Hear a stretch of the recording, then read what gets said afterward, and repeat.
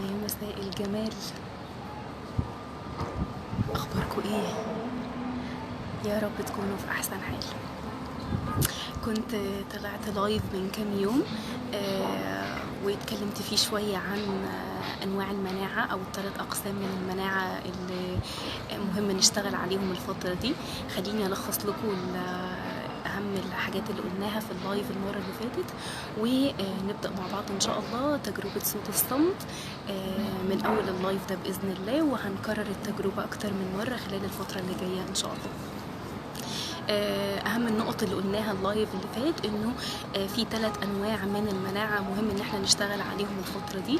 اول حاجه المناعه الجسمانيه، ودي بنشتغل عليها بتحسين نوعيه الاكل بتاعنا، وطرق التنفس كمان بتساعد جدا وبتساعد انه يكون في تدفق وجريان في الجسم. فده الناحيه الجسمانيه. والرياضه طبعا، اليوجا يا جماعة، اليوجا من أجمل الرياضات اللي ممكن تلعبوها في الدنيا، لأنها بتجمع كده ما بين إنها بتشتغل على الجسم وفي نفس الوقت بتشتغل على النفس والروح. فهي بتدي حالة من السكون والطمأنينة والاتصال أثناء ما أنت بتعمل الحركات بتاعتها. وهي حركاتها هي تبان صعبة، بس انتوا لو عملتوا سيرش وحاولتوا ان انتوا تجربوا الحركات هتفرق معاكم جدا. فتحس انك بتعمل رياضة وبتعمل مديتيشن في نفس الوقت، والحاجة الوحيدة اللي بتجمع ما بين الاتنين هي اليوجا.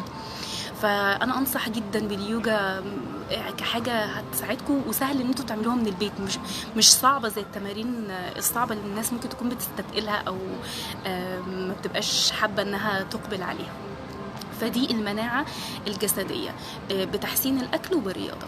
المناعة النفسية قلنا إن احنا هنخصص عشان نعلي مناعتنا النفسية هنخصص ممارسة، وهي ممارسة حال الامتنان، وده هنبدأ فيه إن شاء الله النهاردة. ونبدأ ان احنا نتأمل النعم اللي عندنا ونكون في حال من الصمت والاتصال بالنعم. تمام. ده الجانب النفسي، وقلنا انه في ابحاث كتير اثبتت انه حال الامتنان من اقوى الاحوال اللي بيعلي المناعة في الجسم.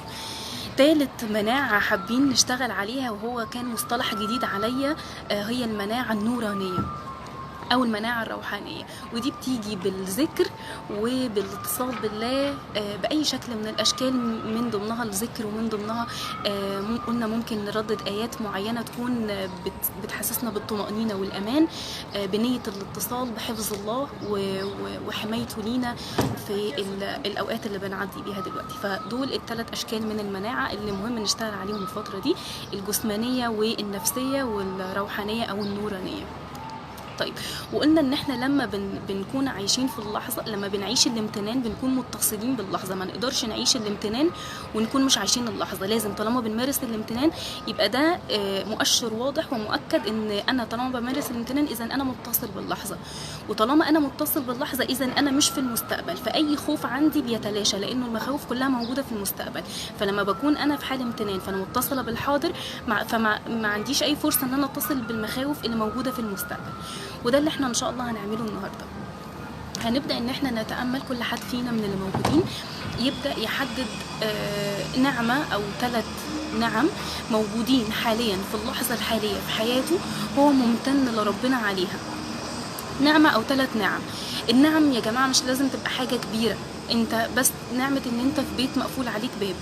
احنا لو قعدنا بس احنا هنقعد ان شاء الله لمده 10 دقايق في حال صمت بنتأمل وبنتصل بجمال النعمة اللي موجودة في اللحظة الحالية، بنية ان احنا نتواصل مع اللحظة، بنية ان احنا نبدد الخوف، اي خوف عندنا بيتبدد مع الاتصال باللحظة، وبنية انه واستأذن ربكم لئن شكرتم لأزيدنكم. فاحنا بنشكر على حال الصحة اللي موجود في اللحظة دي، بنية ان ربنا يبارك لنا فيه ويزيدنا عليه ويزيدنا من فضله. تمام.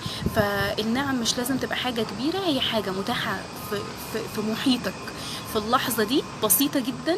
وانت الفكرة كلها انك تسيب نفسك لشعور الامتنان، سيب نفسك للإحساس بجمال النعمة، سيب نفسك لإحساس قرب ربنا انه اكرمك بالنعمة دي. فلما بنستشعر النعمة بنحس قرب المنعم سبحانه وتعالى. فلما استشعر ان انا حاليا في اللحظه دي بصحه وعافيه، فانا بستشعر الله اللي انعم عليا، الله اللي قريب مني في اللحظه دي وانعم عليا ان اللحظه دي تكون لحظه صحه، انا قادره فيها احرك ايدي واحرك رجلي واتكلم وابص واشوف واسمع. فاحنا يعني انا عارفه ان اللي انا هقوله دلوقتي ممكن يبقى تقليدي او معروف، او اللي بيسمع يحس انه طب ما احنا عارفين، بس يا جماعه والله العظيم الموضوع فعلا مش يعني ان انت تكون بتشوف، ان انت تكون بتسمع، ان انت تكون قادر تحرك ايدك، ان انت تكون قادر تتحكم في اعصابك في عضلاتك، انك تبقى قادر تقف على رجلك، انك تبقى قادر تمشي تروح للمكان اللي انت عاوزه، انك تبقى قادر تشم هوا، تتنفس بشكل كويس. والله العظيم يا جماعه مش كلام تقليدي ولا حاجه، ولكن فعلا نعمه لا تقدر بثمن. يمكن انا طلعت في لايف قبل كده اللي هو كان بعنوان الله يحبنا بلا شروط، كنت بتكلم عن تجربتي لما حصل لي اصابه في رجلي، وقد ايه انا لما حصل لي اصابه في رجلي ما كنتش قادره اني امشي، كنت بقعد اتامل الناس اللي عارفه تمشي على رجليها، واحس انه قد ايه دي نعمه، انت قادر تخرج من بيتك تمشي على رجليك الاتنين، قد ايه دي كانت نعمه. انا يمكن لما كنت سليمه ما كنتش قادره احسها، بس فعلا لما حصلت لي الاصابه قدرت ان انا استشعرها بشكل، اشوفها على حقيقتها، استوعب قد ايه هي نعمه عظيمه.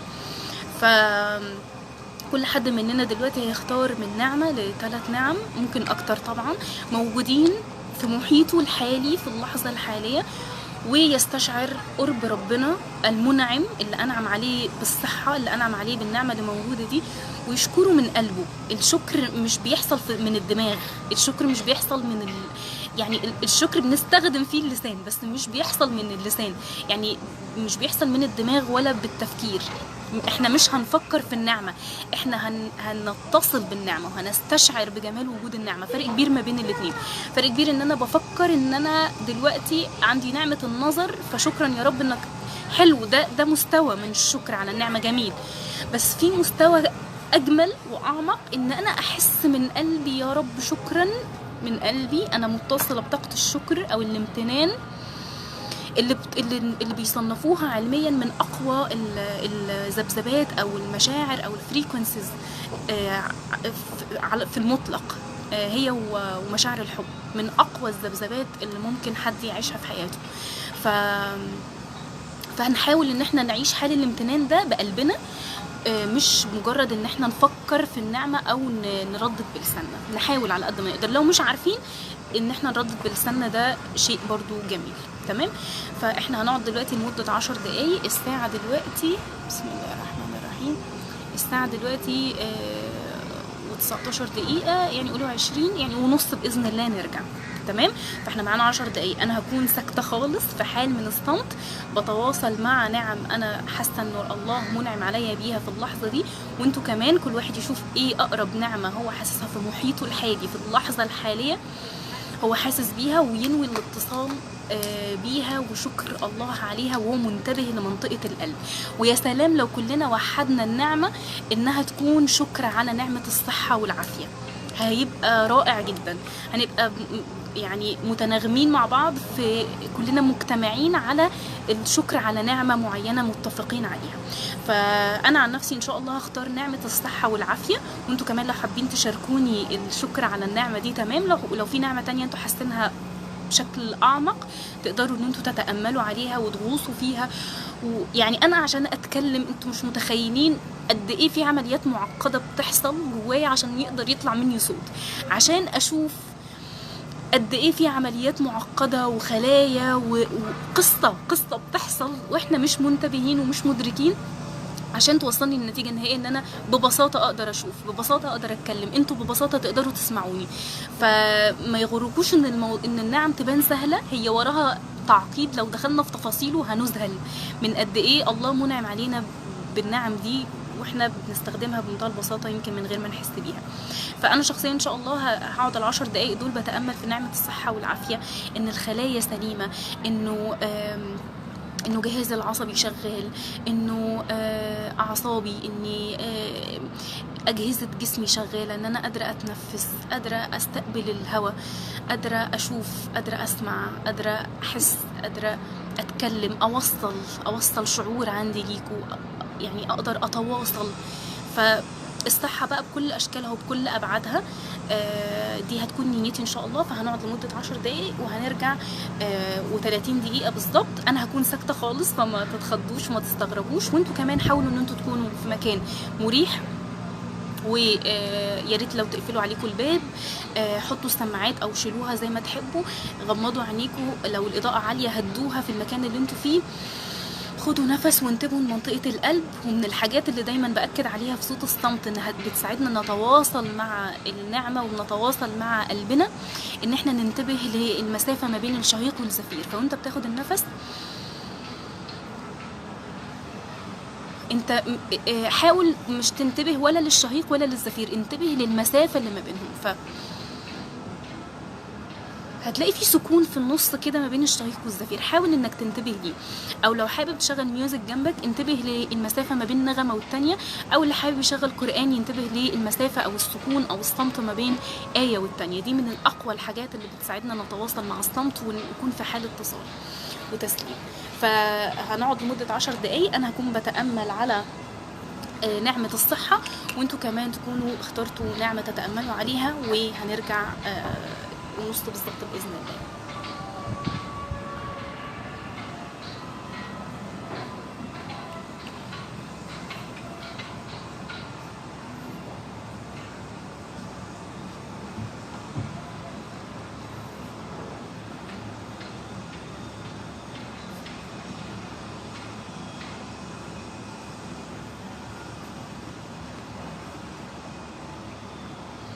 أنا ممكن أجيب الكاميرا الناحية التانية بحيث اللي مفتح عينه يكون في حال تأمل أفضل.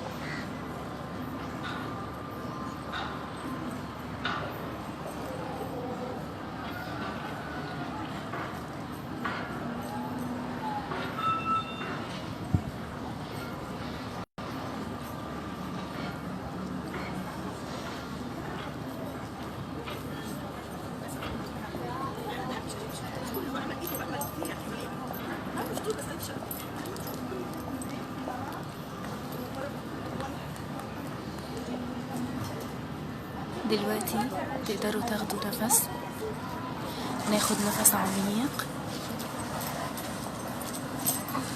ونطلعه بالراحة. مرة كمان هناخد نفس عميق ونطلعه بالراحة. هننتبه لمنطقة القلب، هنحاول نحس بقلوبنا هنحاول نستشعر قرب الله لينا، ونحن أقرب إليه من حبل الوريد.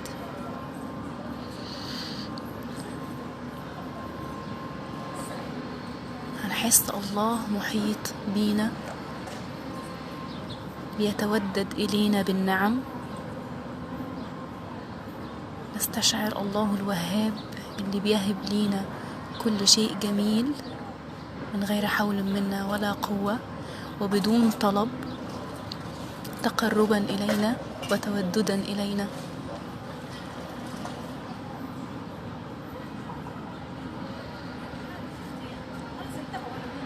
هنشكر ربنا من قلوبنا على كل النعم اللي احنا محاطين بيها وكنا ناسيينها أو مش واخدين بالنا منها أو مش مدين لها حقها. هنستشعر حالة الشكر والامتنان بتغمر منطقة القلب وبتغمر الجسد كله.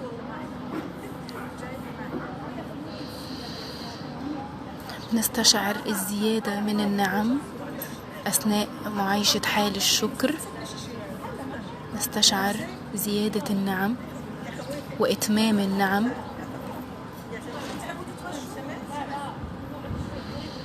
بنعيش حالة من التسليم التام لله، بنرخي جسمنا كله على قد ما نقدر، وبناخد نفس عميق ونطلعه بالراحة. بنشهد عملية التنفس وقد ايه الله أكرمنا وبيكرمنا كل لحظة بنفس جديد داخل وخارج، ساعدنا ان احنا نحيا ونشهد فضل الله علينا.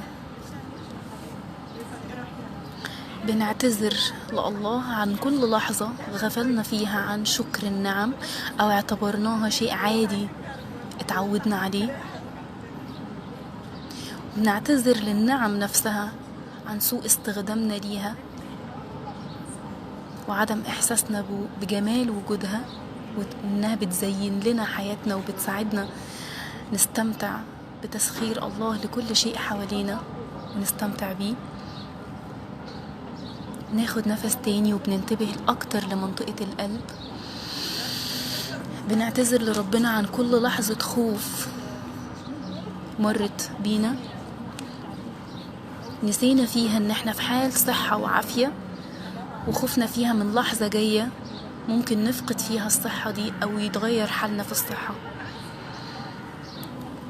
بنشكر ربنا على نعمة الصحة والعافية اللي موجودة دلوقتي في اللحظة دي، بنية ان الله يزيدنا من النعمة دي ويزيدنا صحة وعافية ونشاط وحيوية وقوة، يزيدنا استشعار للنعم وشكر عليها وحب لله.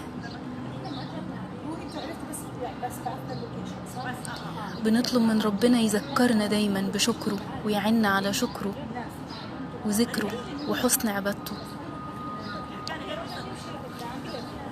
بنسأل ربنا انه يرزقنا اخلاص العبودية ليه سبحانه وتعالى بلا اي شريك.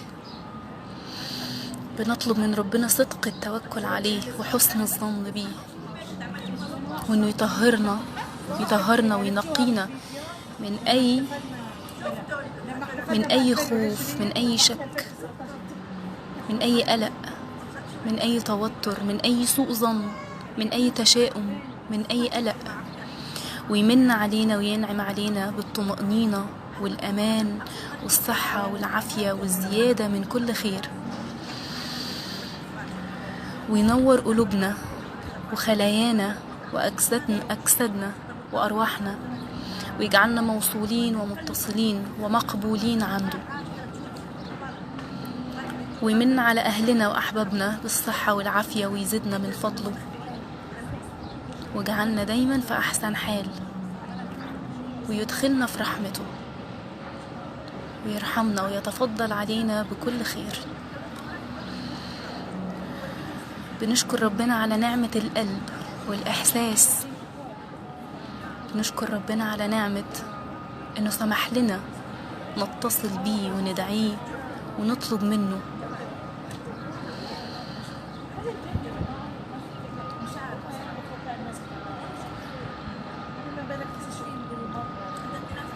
بنشكره على نعمة الأمن والأمان والصحة والعافية. بنشكره على نعمة التوكل عليه، وبنطلب منه يتولى أمورنا كلها.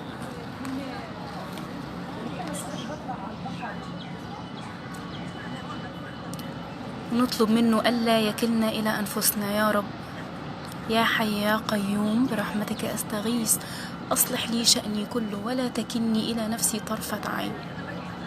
بنطلب من ربنا ما يسيبناش لنفسنا ولا لحظة، يكون هو دايما الولي والوكيل لينا،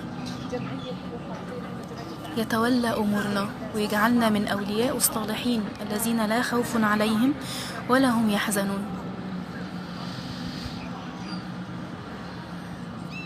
ويجعلنا من الذين قال عنهم أولئك لهم الأمن.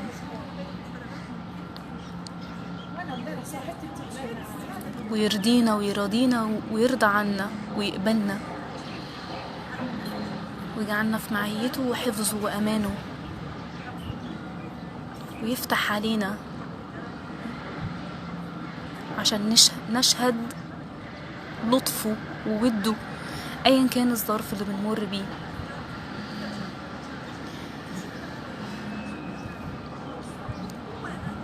وبنستعيذ بالله من الشيطان الرجيم اللي هدفه الأساسي يخوفنا ويبعدنا عن الاتصال بالله.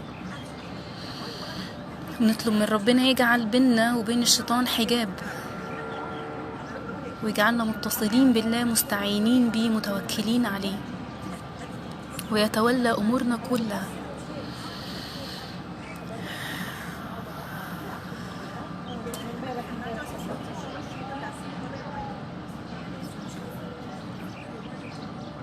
بنطلب من ربنا يفتحها علينا ويوسعها علينا، ويرزق كل حد فينا كل خير بيتمناه، ويبعد عننا كل شر، ويرزقنا العفو والعافية في الدنيا والآخرة، وأنه يؤتينا في الدنيا حسنة وفي الآخرة حسنة، ويقينا من أي سوء، ويجعلنا من المتقين، ويجعلنا من الصالحين،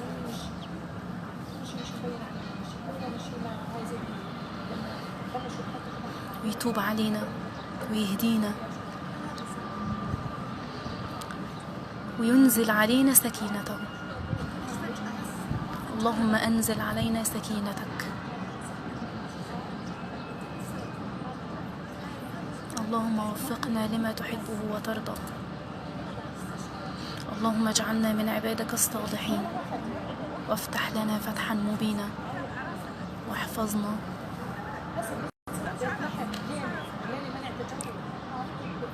واجعلنا على مرادك،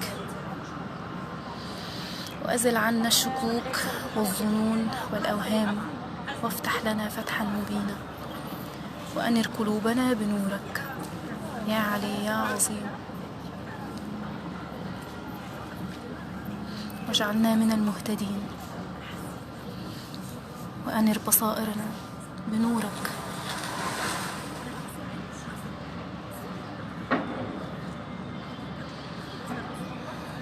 اللهم تولى أمورنا،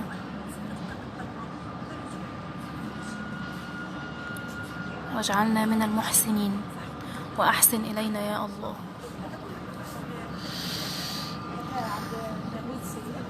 ومن علينا بنعمة رؤية جميل ألطافك وقربك وودك يا رب العالمين. احفظنا واحفظ أهلنا وأحبابنا وبلادنا. أنزل علينا سكينتك يا الله. أيدنا بجنود لا نراها.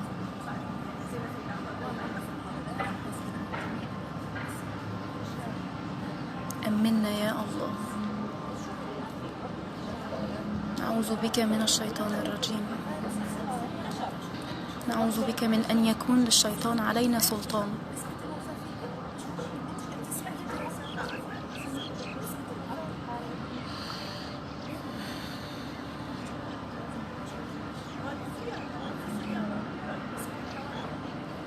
اللهم أدخلنا في عبادك الذين ليس للشيطان عليهم سلطان، واجعلنا في معيتك وحفظك وأمانك، اجعلنا من الآمنين. اللهم اجعلنا من الآمنين، اللهم اجعلنا من الآمنين من غير حول منا ولا قوة. اجعلنا من عبادك الآمنين. ارزقنا إخلاص العبودية لك وصدق التوكل عليك وحسن الظن بك. طهرنا يا الله من سوء الظن ومن نقص المعرفة، وارزقنا جمال المعرفة بك. عرفنا إليك وبك يا رب، قربنا إليك، اجعلنا في معيتك يا رب العالمين. لا تكلنا إلى أنفسنا طرفة عين.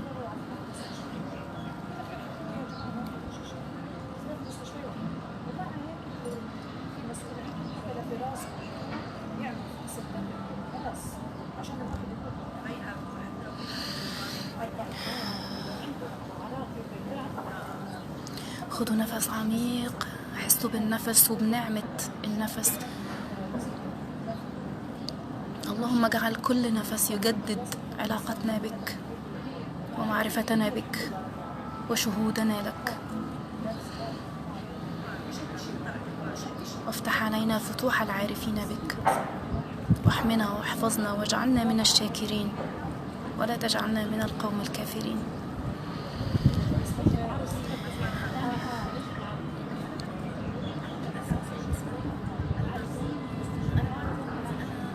يا حي يا قيوم أصلح لنا أمرنا كله يا رب العالمين.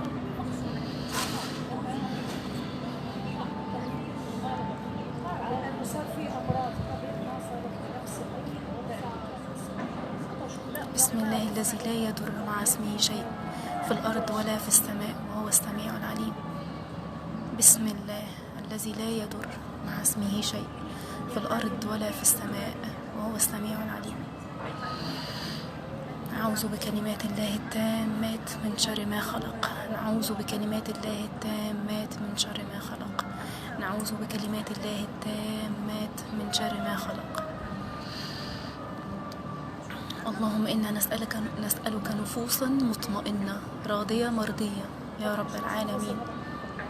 اللهم أحينا حياة طيبة، واصرف عنا الشرور والأمراض والأوهام وسوء الظن والشرك.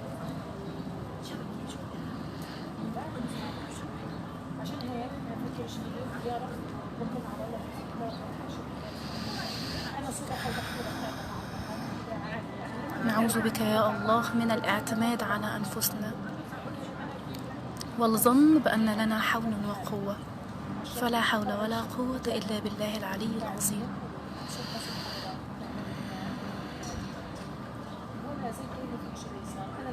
يا رب تجلى علينا بحقيقة أن لا إله إلا أنت، وأن لا حول ولا قوة إلا بك. اجعل هذه الحقائق تستقر في قلوبنا وعقولنا وأنفسنا.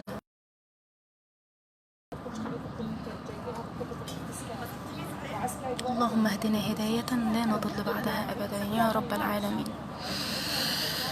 ناخد نفس عميق، نستشعر منطقة القلب، نشكر الله على كل نعمة موجودة في محيطنا، نعلمها أو لا نعلمها، نحيط بيها أو لا نحيط بيها، ونسأل الله الزيادة وإتمام النعم.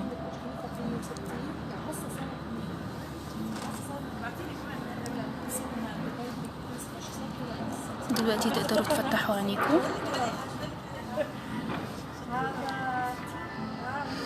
يا رب تكون تجربة جميلة علينا جميعا، وربنا يحمينا ويحفظنا ويجعلنا في حفظه وأمن وأمان، ويتقبل منا دعائنا يا رب العالمين.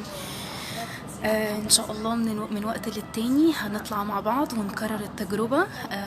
لو حبيتوا التجربة وحسيتوا انها فادتكم تقدروا تشاركوا التجربة مع اصحابكم احبابكم اهاليكم، وربنا يتقبل منا يا رب، ويقبلنا ويقبل دعائنا ويحمينا ويحفظنا يا رب، يتم علينا نعمه ويديم علينا الصحة والعافية والنور والهدى، ويحفظ لنا أهلنا وأحبابنا، ويحفظ لنا بلادنا، ويرفع عنا السوء يا رب العالمين، ويجعلنا دايما متجمعين على خير ودايما من عباده الشاكرين. شكرا ان انتوا شاركتوني التجربة الجميلة دي، ويا رب يومكم مليان امن وامان وسكينة وحفظ من رب العالمين. ان شاء الله نكرر التجربة تاني. اشوفكم على خير، مع السلامة، السلام عليكم.